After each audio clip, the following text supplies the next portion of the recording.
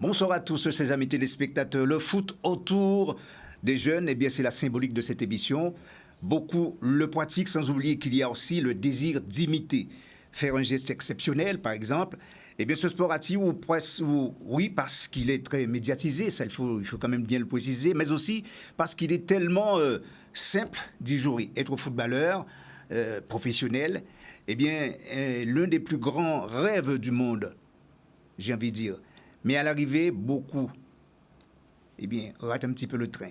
Combien réussissent? C'est donc la question qui sera posée aux invités de C'est le foot cet après-midi. À commencer avec toi, Roland Seux, je te tutoie, puisqu'on se connaît depuis un petit moment. Et puis dans le milieu du foot, on se tutoie quand même. Pas de problème. Roland Seux, qui est donc Bonsoir. le directeur du CFA. Bonsoir, Roland. Bonsoir. Bonsoir. Et Thomas, footballeur, donc justement avec la solidarité scolaire et les Guadaboys, il faut quand même le préciser, et qui est kinésithérapeute. Bonsoir, Thomas. Bonsoir à tous. Jean-Baptiste, ça va? Bonsoir Tranquille? à tous. Oui, ça va. Tranquille. Alors, la thématique, vous savez, je viens de le dire, c'est vrai que c'est des difficultés pour nos jeunes, en quelque sorte, d'intégrer le foot professionnel. Alors, il y a une vraie question autour, justement, de cette symbolique, de cette thématique. Qu'est-ce qu'il faudrait faire, justement, pour qu'il y ait une vraie réussite? Si la question m'est posée, la réponse est complexe parce que tout d'abord, Oui. le jeune, il vient pas au foot pour être footballeur professionnel. Oui, Il faut oui, pas qu'il d'accord. vienne dans cet état d'esprit-là. Il faut qu'il vienne pour aimer le sport, aimer son jeu, aimer ce qu'il représente dans la camaraderie, dans le fait de se créer des relations humaines avec les uns et les autres. Et puis progressivement, dans ces années d'âge, il y aura des talents qui vont progressivement se détacher, qui vont être bonifiés par le travail de l'entraîneur. Et puis ensuite, c'est leur permettre d'accéder ou à des clubs bien structurés qui pourront les accompagner, ou à des structures qui vont pouvoir progressivement leur faire passer un cap tous les 2 ans, tous les 3 ans, etc. Mais je reviens vraiment sur le début de la question.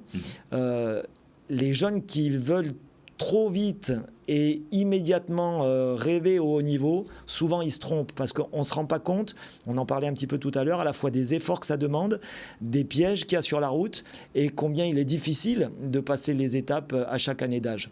Donc d'abord aimer son sport, ensuite aimer s'entraîner, aimer travailler, l'idée du travail, l'idée du progrès sont importants. Et ensuite, effectivement, il y a la part de réussite, il y a la part de bonnes rencontres, il y a le talent et puis le travail. Voilà. Et la réussite aussi, il faut dire que ça passe très souvent par les parents. Oui, alors effectivement, c'est très important d'être bien encadré, bien accompagné, voilà, de manière à ce qu'effectivement, d'abord, l'enfant soit dans un premier temps protégé, voilà, de manière à pratiquer sans surpression. Voilà, faut pas rajouter de la pression. Le petit doit jouer pour se faire plaisir, pour se réaliser, pas réaliser le projet des parents, mais pour lui se réaliser.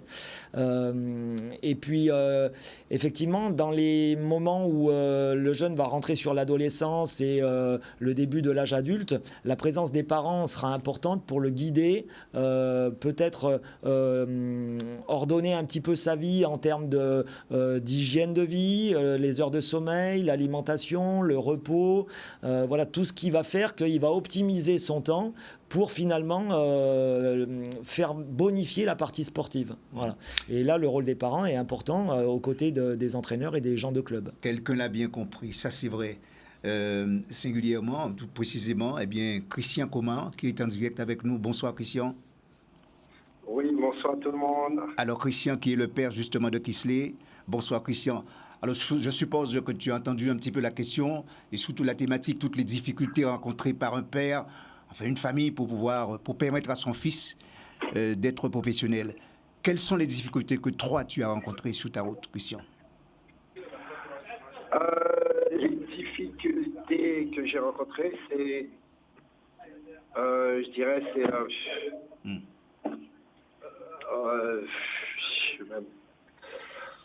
le temps. Il faut donner du temps à l'enfant. Oui. Qui veut s'exprimer, qui aime ce sport, qui aime ce jeu. Donc la difficulté première, c'est lui donner du temps. C'est ça, je dirais. Et à quel moment, Christian, finalement, tu t'es rendu compte qu'il était vraiment prédestiné à être professionnel, ou peut-être un footballeur professionnel demain? Il y a pas vraiment un timing là-dessus. L'enfant, il est petit, il joue, donc on voit sa progression et on entend un petit peu ce qui se dit autour de lui par rapport à l'enfant. Donc, on se fait guider, on se fait aider et l'enfant, il évolue. Et on peut parler de, comment dirais-je, c'est lorsque l'enfant va passer en préfaux, Oui. vraiment qu'il va commencer à apprendre le foot comme un métier, c'est là qu'on peut espérer, on peut supposer qu'il va en faire son métier. Mhm. D'accord. Et tu t'en es rendu compte à quel moment? Parce qu'il y avait, je sais qu'il y avait une complicité entre vous. Oui, mais après ça, Kinsley, c'est délicat. Kinsley, c'est pas, on va dire, c'est pas le joueur type. Il était vraiment exceptionnel depuis tout petit. Donc, depuis tout petit, depuis à l'âge de 8 ans, le PSG vient le chercher. Donc, on se dit que s'il vient le chercher, c'est qu'il a un petit plus. Donc, depuis là, on commence à imaginer et on met tout en œuvre pour qu'il puisse progresser assez vite dans un club professionnel. Oui. Alors, on a bien compris, hein, le PSG vient le chercher, mais pour que le PSG puisse venir le chercher, c'est qu'il l'a repéré quelque part. Oui, mais Kim, il a commencé à jouer au foot, il avait 5 ans et demi. 5 ans et demi. Et à 5 ans et demi, depuis à 5 ans et demi, qu'elle commence chez les tout petits, on va le surclasser avec les gamins de 7 ans. Parce qu'il a un potentiel, il joue, il aime, il s'amuse. Et donc, on voit qu'il a des qualités à pouvoir être, je ne dis pas pour être professionnel, mais il a les qualités qu'il faut pour jouer au foot. Voilà. Donc, durant les 2 ans et demi, il progresse très très vite, ce qui fait que le PSG vient le chercher. Mhm. Alors le PSG vient le chercher. Ensuite, ben, ça a été autour d'un club italien. Oui, mais après ça, ce qui se passe, il fait quand même 8 ans, Oui. 10 ans au PSG. Au PSG, oui. Donc, il est toujours surclassé, il est très très en avant. Ce qui fait à 16 ans, il est professionnel à 16 ans. Et mais on discute avec le PSG, mais on ne tombe pas tout à fait d'accord avec ce qu'ils veulent en faire. Donc à ce moment, je décide que on va aller ailleurs. Mhm. Et on avait la chance d'avoir pas mal de clubs qui voulaient Kinsley. Donc on fait un choix. On fait un choix de partir en Italie. On a Arsenal, Manchester United, on a différents clubs qui le veulent, mais on décide d'aller à Turin. Mhm. D'accord. Alors, à Turin, ça n'a pas été très long pour lui, puisqu'en fait, d'autres clubs UP, comme le Bayern Munich, eh bien, finalement, l'a remarqué aussi. L'avait déjà remarqué. Mais après ça, vous savez, les joueurs, ils sont souvent dans la liste des autres clubs et ils attendent une opportunité parce que on va à Turin avec c'est Conte qui le veut, mais lorsqu'on arrive, Conte, il prend la sélection italienne, on se retrouve avec Allegri qui a un autre système de jeu qui ne correspond pas vraiment à ce que Kinsley veut, comment Kinsley joue, comment il est. Et on a la chance que Guardiola lui passe un coup de fil à un moment. Il appelle Kinsley, il demande à Kinsley s'il veut venir au Bayern. Il s'appelle Guardiola, on ne peut pas refuser, donc on part au Bayern. Oui, on part au bagarre et puis au bout, il y a la réussite. Il y a le travail, je ne sais pas si c'est la réussite, il y a beaucoup de travail parce que Kim, il arrive dans un très très grand club et qui a la concurrence, qui a des grands joueurs comme Robben, qui a encore Ribéry, qui joue en même classe que Kinsley. Donc Kinsley, il fait le boulot, il apprend, jusqu'au jour qu'on lui laisse la place de montrer ce qu'il sait faire. Alors, Christian, est-ce que c'était compliqué pour toi, dites-nous tout, tu nous dis tout, est-ce que c'était compliqué pour toi de te séparer de ton fils, puisque toi-même tu viens de le dire, surclassé, donc il est parti très très jeune avec le Paris Saint-Germain. Le père que tu es, qu'est-ce que tu t'es dit? Oui, c'était vraiment très très dur. Très très très dur et je crois que je ne me suis jamais séparé de lui. Oui. Je me suis passé par lui parce que j'avais la chance d'avoir un bon patron qui m'a permis de changer mes horaires et d'être à tous ces entraînements au camp des loges. Donc, je faisais bien par semaine 600 km par semaine pour être au camp des loges, pour voir tous ces entraînements, tout ce qu'il faisait. Donc, la séparation, on l'a pas vraiment fait. Et après ça, de Paris, on est parti en Italie. D'Italie, on est parti à Munich. Et aujourd'hui, tu te dis quoi? Tu te dis, mais voilà, il fallait quand même faire cet effort, puisqu'aujourd'hui, j'ai un fils qui a plus ou moins réussi dans le foot au plan professionnel.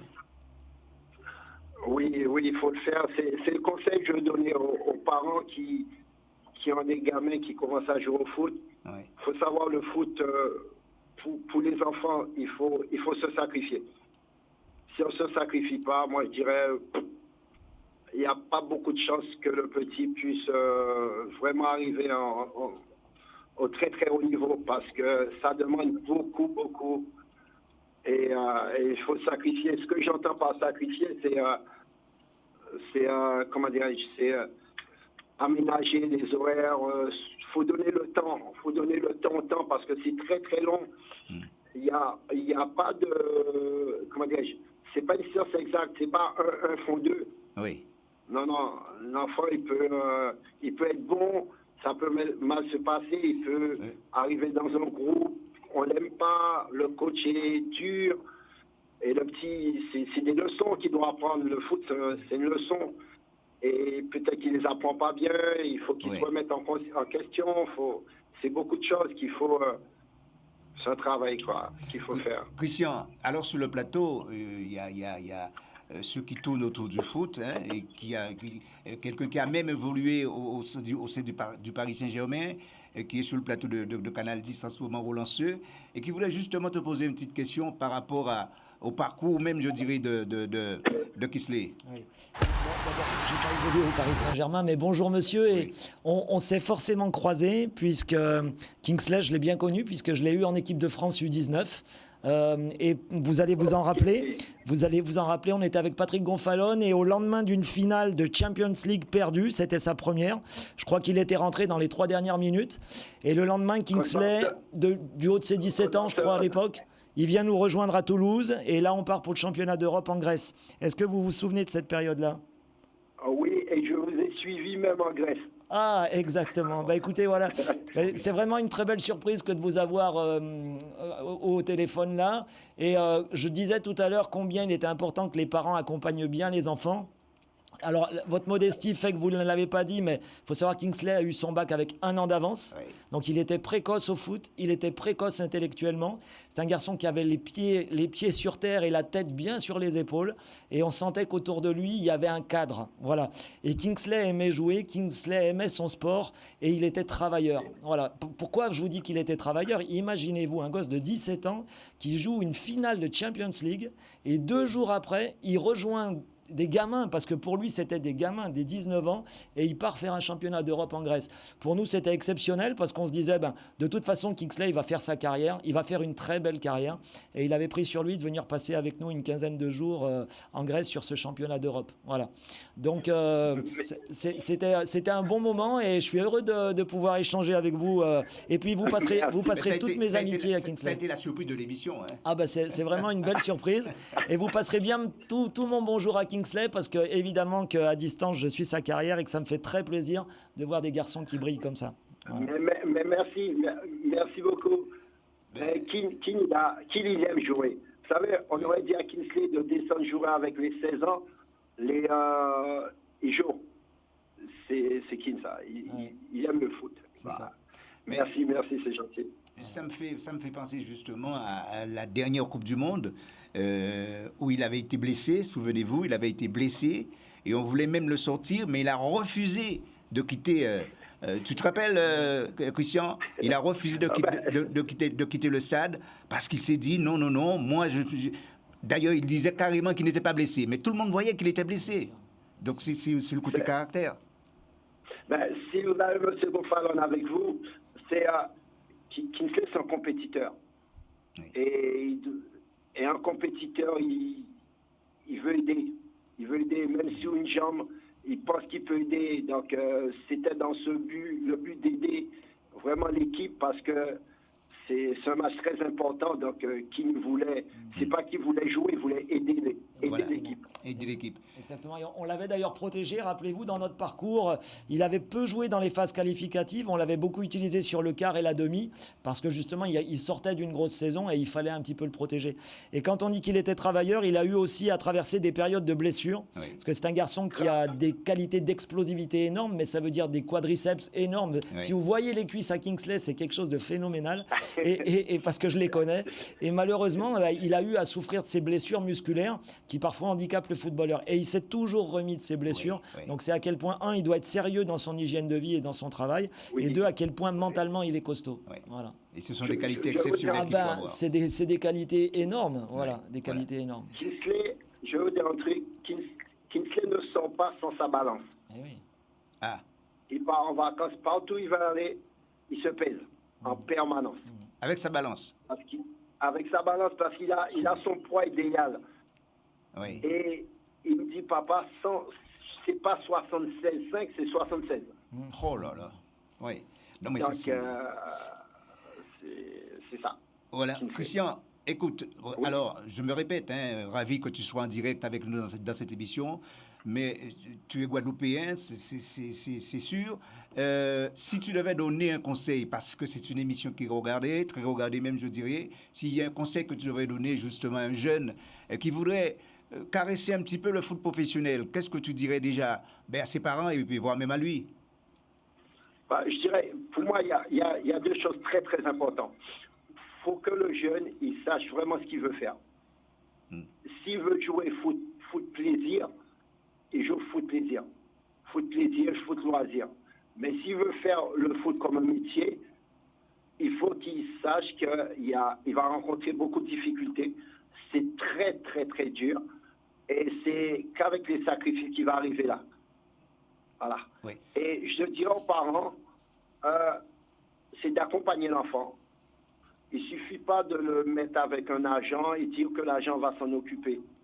L'agent, oui, va faire son boulot, il fera tout ce qu'il peut, mais l'enfant, il a besoin des parents. Il a vraiment besoin des parents, parce que le jour qu'il est à 8000 km et qu'il a mal à la tête, mal aux dents, c'est l'envie d'entendre ses parents. Donc, si les parents sont le plus près possible, c'est encore mieux pour l'enfant. Donc, c'est l'accompagnement des parents, c'est très, très important. Faut pas rêver, non plus, il ne faut pas rêver avant l'enfant. C'est un long parcours. Dans une session, on va dire, sur une catégorie, on va dire les 2020, une catégorie d'enfants, il y a trois gamins seulement qui passent. Oui. Donc, ça veut dire que c'est beaucoup, beaucoup, beaucoup de travail. Beaucoup de travail, beaucoup de sacrifices. Merci, Christian, d'avoir été en direct dans cette émission. Il n'y a pas de souci. Et merci à tout le monde. Oui, rassure-toi, Christian, tu seras des nôtres très prochainement, encore dans une autre thématique, parce que tu maîtrises parfaitement bien, le foot professionnel. Merci encore d'avoir été en direct. Il n'y a pas de souci. Bon. Alors, bonsoir à tous. Merci, Bonsoir. Christian. Alors, c'est vrai, Roland, franchement, quand on entend un père parler comme ça, c'est vrai que ça interpelle certaines personnes, ça donne des idées, ça donne des pistes normalement pour pratiquer ce sport passionnant. Oui, là on sent un papa qui est investi, qui est à la fois protecteur, qui a su lui donner les bonnes règles de vie tout de suite. Voilà. Et quand on dit tout de suite, c'est 10-11 ans, parce que après il va être broyé par la machine et il faut que le gosse il soit structuré, encadré, soutenu. Et là on entend un papa plutôt bienveillant, de bons conseils, qui a su sans doute se faire guider et accompagner, mais garder son rôle de père dans l'accompagnement au quotidien de son fils. On l'entend, il l'a suivi quasiment partout. Oui. Voilà, donc, alors, tout en gardant un petit peu la distance, parce que c'est nécessaire que les parents gardent de la distance aussi. À un moment donné, il faut que le coach puisse exister et le parent puisse exister. Mais dans les moments difficiles, les jeunes se rattachent à la cellule familiale et c'est bien normal. Oui. Donc là, l'importance des parents est vraiment primordiale. Oui, alors, c'est vrai qu'on n'a pas entendu Thomas et voire même Jean-Baptiste. Allô Thomas, toi tu es kinésithérapeute, ça c'est vrai, mais avant tout tu es footballeur. Alors quand tu entends un père parler comme ça, justement, toi qui est footballeur, effectivement, je répète, toi tu évoluais avec les Guadabos et avec la solidarité scolaire. Qu'est-ce qui,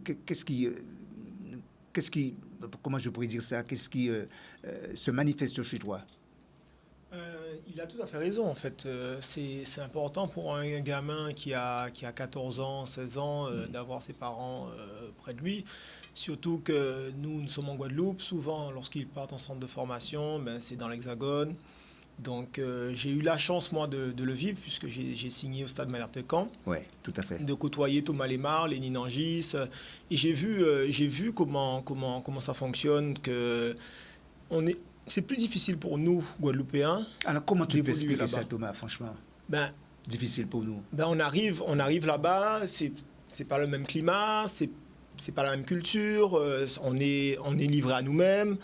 Et l'encadrement des parents prend toute son importance lorsqu'on a 14 ans et qu'on part là-bas.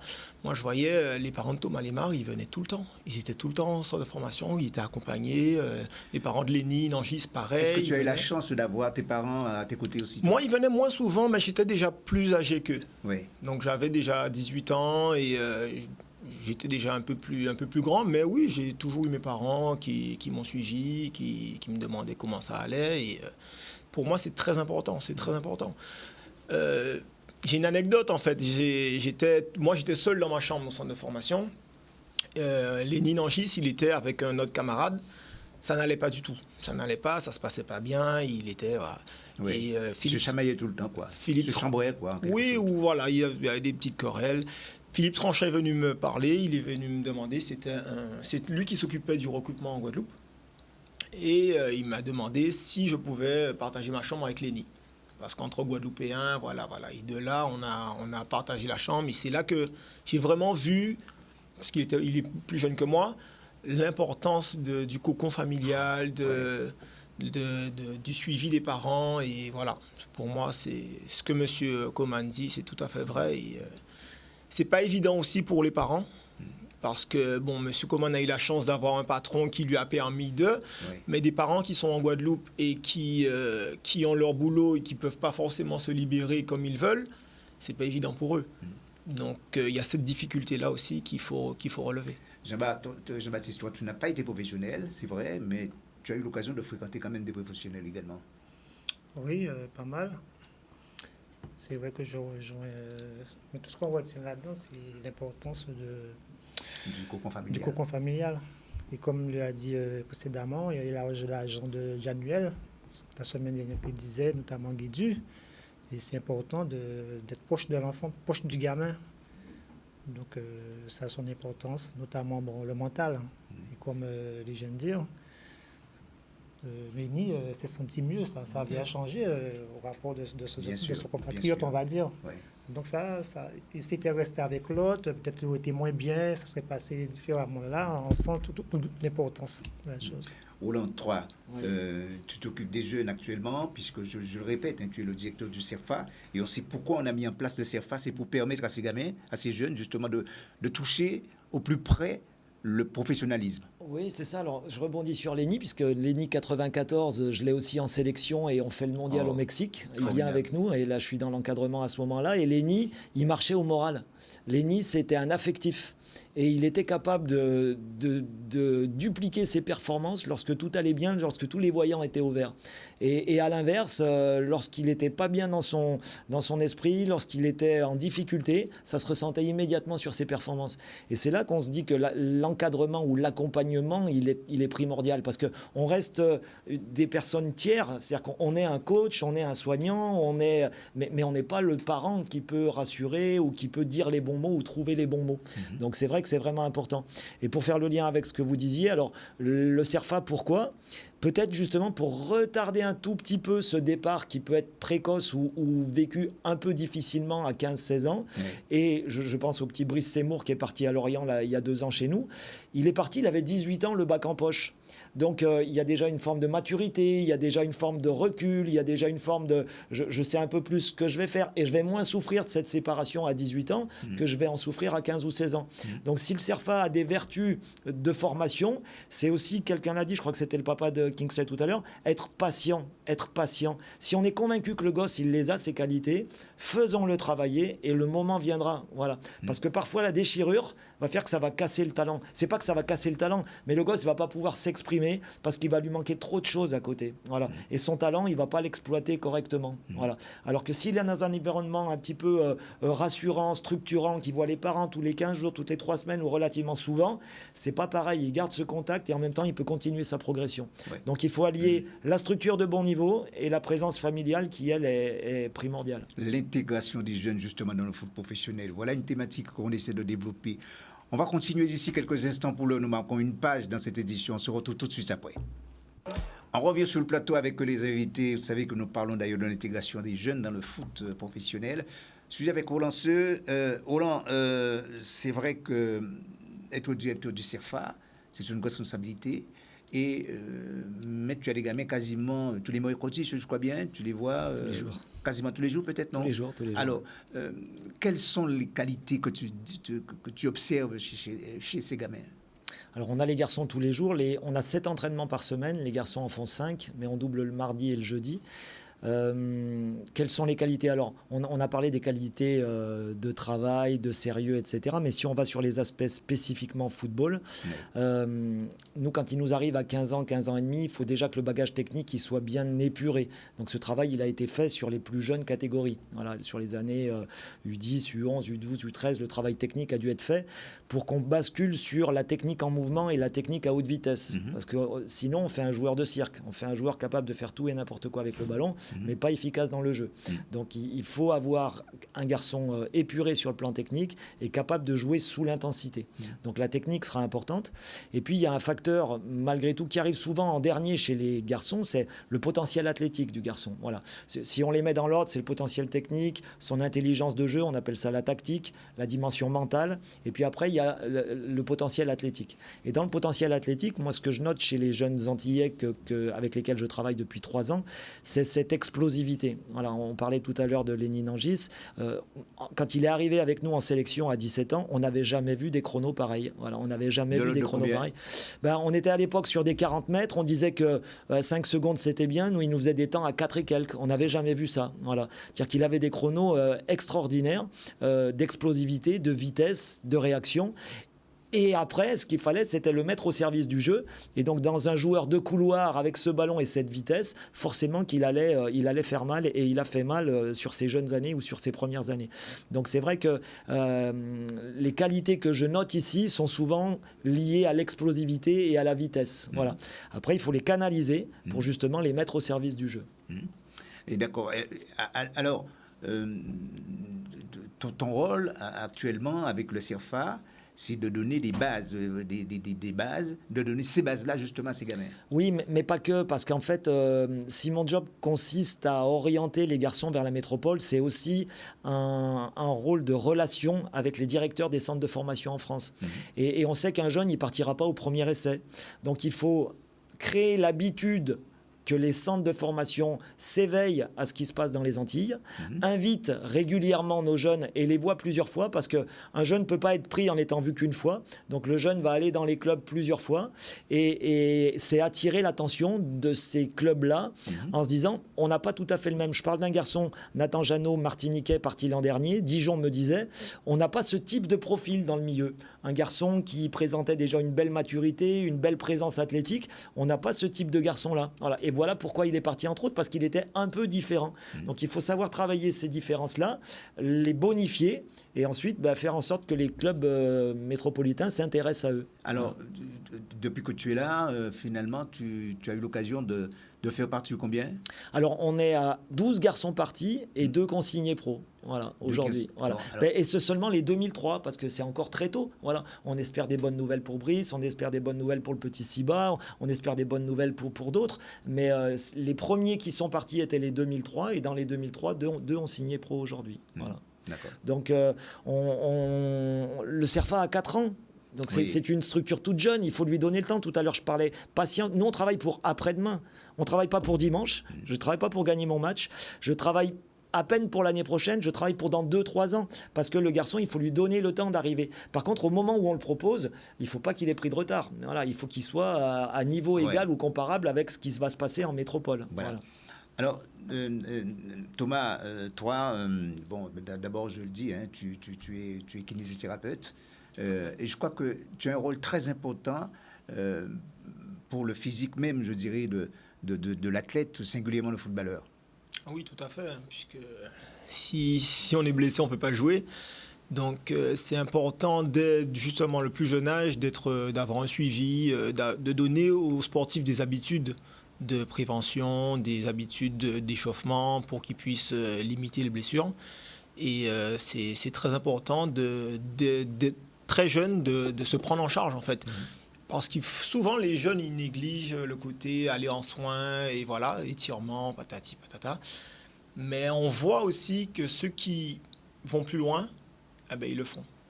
Ils le font. Je prends le cas de Januel Bélocian. Oui. Et Januel, depuis son plus jeune âge, il vient au cabinet, il est suivi avec mon collègue Malik. Il est au taquet, il fait ses exos, il est à fond dedans. Et on voit que ça paye, en fait. Puisque c'est un truc tout simple, hein. Un joueur qui n'a pas forcément de blessure. Au début, les jeunes, ça va, mais il développe un défaut de mobilité de hanche, par exemple. Mais lors de son activité, quand il va grandir, il aura moins d'amplitude pour pouvoir réaliser ses mouvements. Il va plus facilement se blesser. Donc, travailler dessus, ça serait déjà lui permettre d'être plus performant, puisqu'il sera plus à l'aise dans son geste, et de limiter ses blessures. Donc, effectivement... et là, on te voit à l'heure. Là, justement, tu es avec quel athlète? Avec Rudy Gobert. Avec Rudy Gobert. Voilà. Oui. Ben oui, après, il est plus très jeune, mais Rudy Gobert, c'est un sportif de classe mondiale. Ouais, ouais. Et lui, au niveau soins, il est aussi au taquet. Il a pris conscience que, en fait, son outil de travail, c'est son corps. Donc, s'il n'en prend pas soin, forcément, il sera moins performant. Donc, voilà. Et Jean-Baptiste, est-ce que toi, tu as eu recours justement au kiné quand tu étais en activité?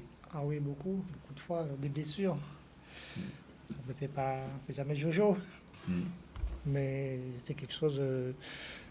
je pense que c'est pas assez... bon, il y a certains clubs qui le font, je crois, bon, les grands. Je crois le CSM, il y a le médecin qui vient le vendredi, il y a une certaine structure vis-à-vis de ça. Mais il y a d'autres qui ne l'ont pas. Et des fois, les joueurs, lorsqu'ils ont un petit bobo, ils ont quelque chose, on peut faire rester à la maison, c'est de l'automédication. Et ce n'est pas la bonne méthode, en fait. Parce que c'est vrai qu'il a pris l'exemple oui, parce que très souvent, en se faisant soigner à la maison, on ne sait pas exactement ce que l'on a, Thomas, non? Ah oui, non, mais c'est tout à fait ça. Je vais prendre l'exemple d'une entorse de cheville, pour que tout le monde puisse comprendre. On se fait une entorse de cheville. Quelqu'un va rester, un sportif, il va rester chez lui pendant 2-3 semaines, il aura plus mal.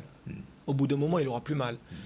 Mais il va voir que lorsqu'il va reprendre son activité, il sera sujet à des récidives. Parce qu'il n'a pas fait de rééducation pour permettre à sa cheville d'assumer, en fait, de retrouver sur les terrains les appuis et voilà. Donc, beaucoup de gens pensent que, mais, comme ils disent, un qui est reposé moins, ça qui aille. Mais non, il faut soigner, il faut rééduquer, il faut renforcer. C'est très important. C'est pour ça, d'ailleurs, il y a des joueurs qui prennent des blessures de longue date. Et jusqu'au jour un jour, ils se disaient, bon, mais je vais me faire soigner, ou peut-être je vais voir l'ostéo, et puis ça soulage. Ce sont des trucs qui sont importants. Alors, sans nous éloigner, messieurs, justement de cette thématique qui nous concerne au premier chef, je dirais, l'intégration des jeunes, justement, dans le foot professionnel.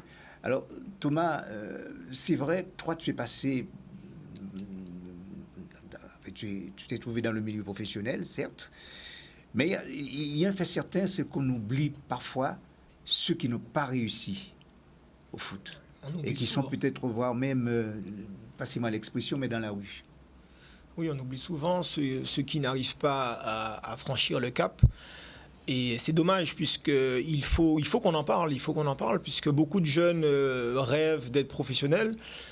Ils sont loin d'imaginer de la difficulté que ça peut avoir. Et il faut penser à l'après si ça ne marche pas. Ça, c'est très important.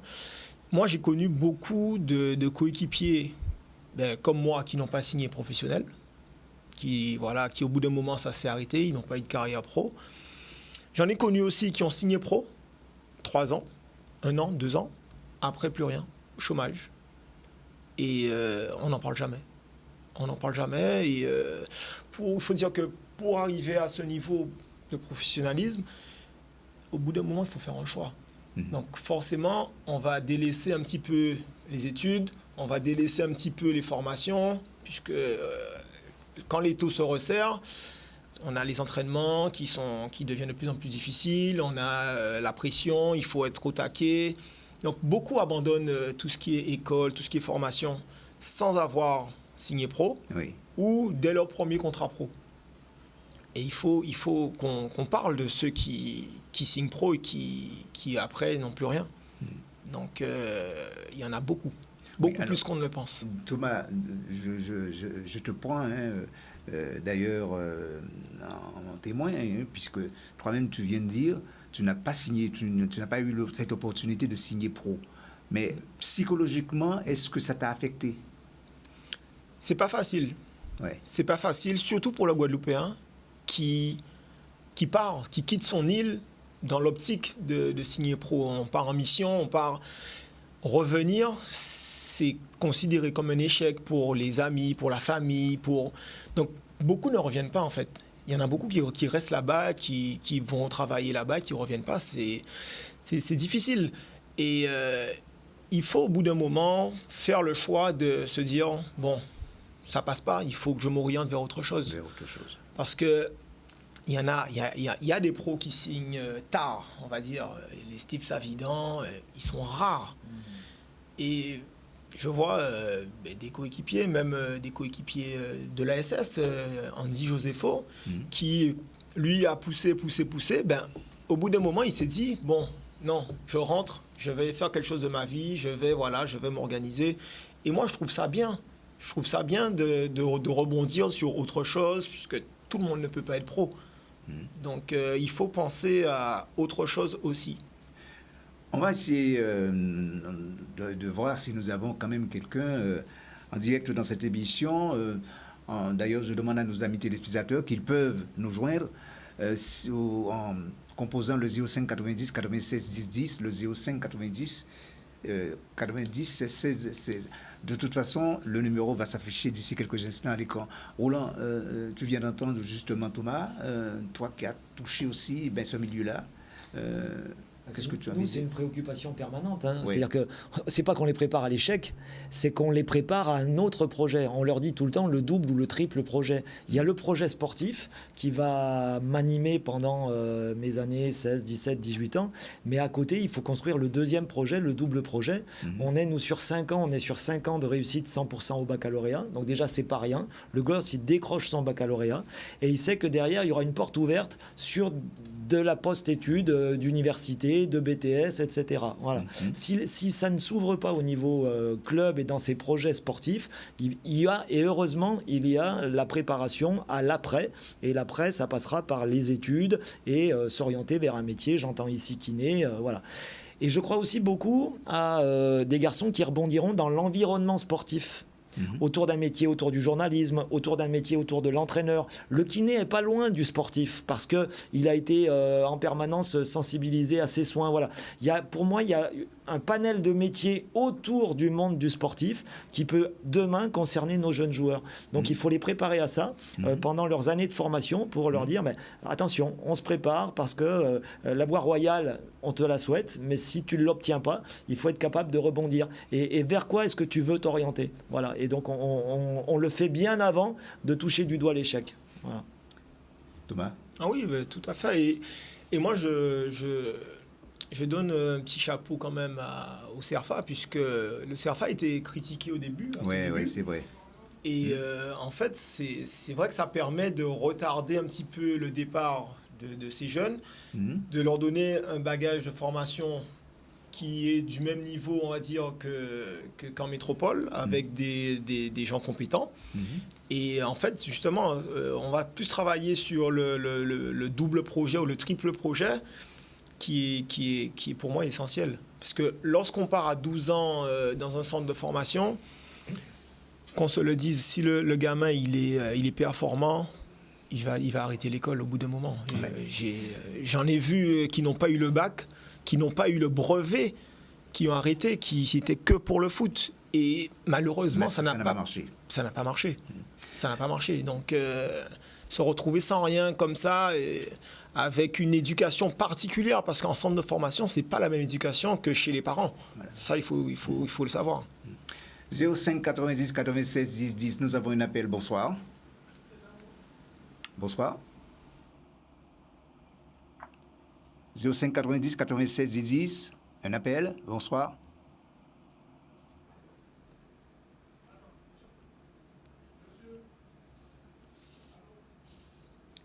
Nous avons un téléspectateur. Bon, d'accord, je voudrais intervenir sur l'émission là. Oui, allez-y monsieur, allez-y. Oui, c'est qu'on parle de réussite des jeunes qui veulent devenir professionnels. Oui. Oui, mais il y a un truc, c'est que ceux qui sont élevés là-bas, c'est déjà plus facile pour eux. D'accord. Dans la mesure que les recruteurs l'envoient, leur évolution et tout, et on les fait entrer dans des centres de formation.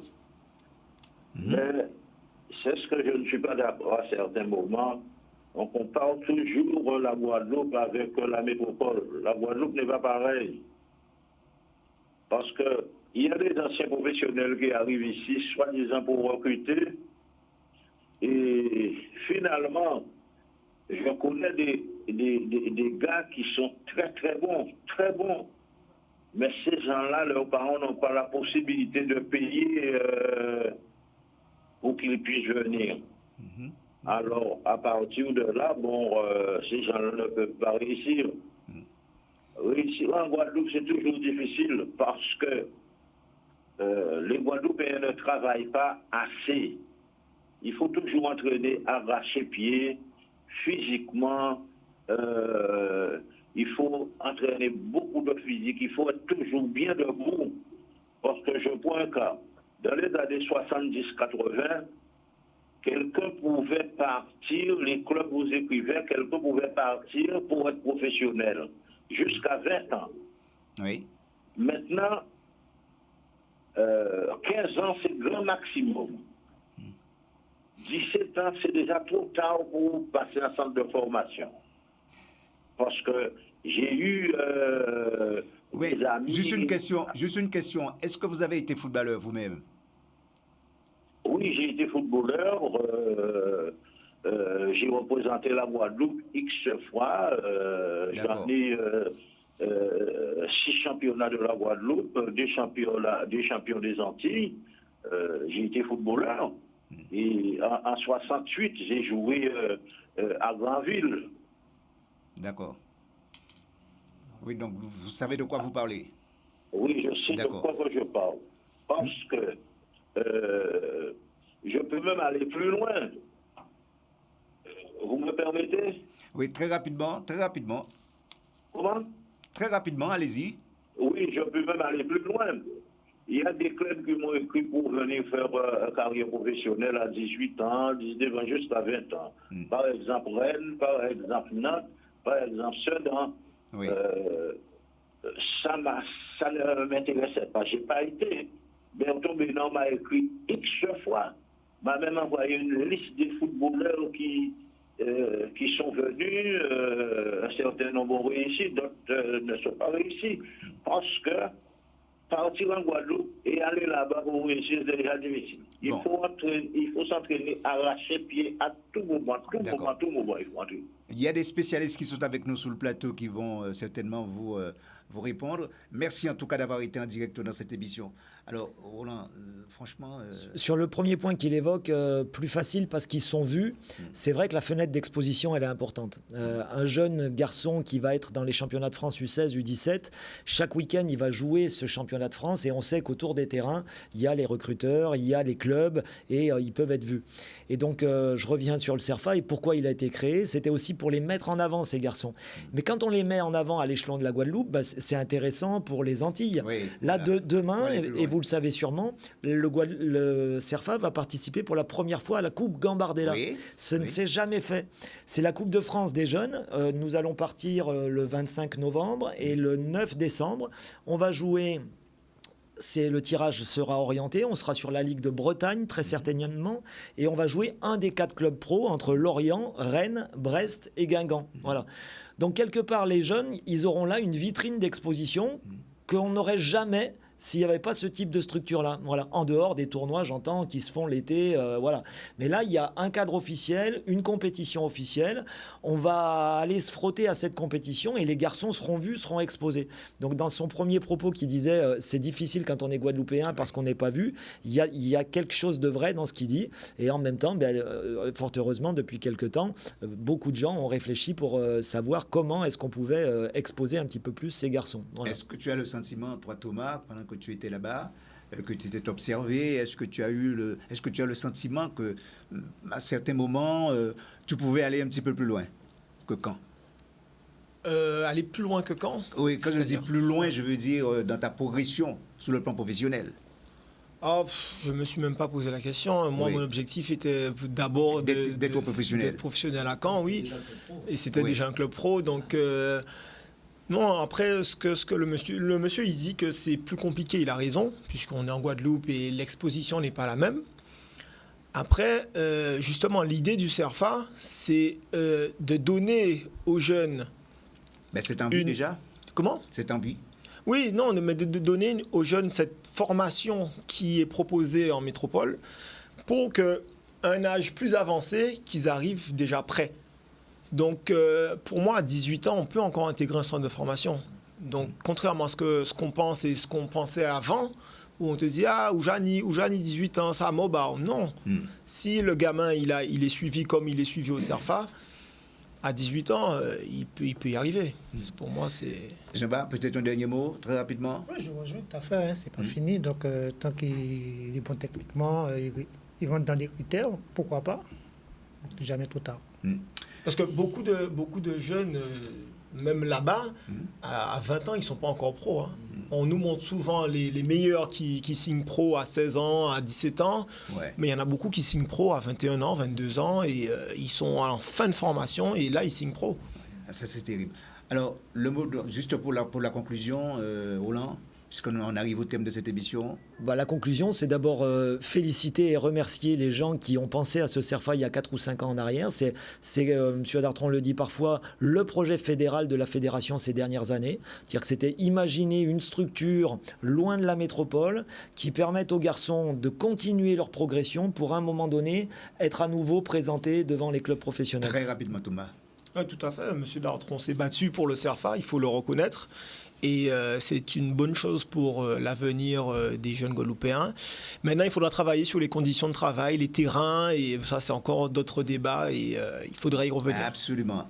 Jean-Bart, et on va terminer. Les jeunes de toujours y croire et de travailler, de continuer à travailler. Merci à vous, messieurs, d'avoir participé dans cette émission. Merci aussi, chers amis téléspectateurs. Eh bien, on va se retrouver très prochainement pour une nouvelle thématique. Bonne soirée à tous. Au revoir.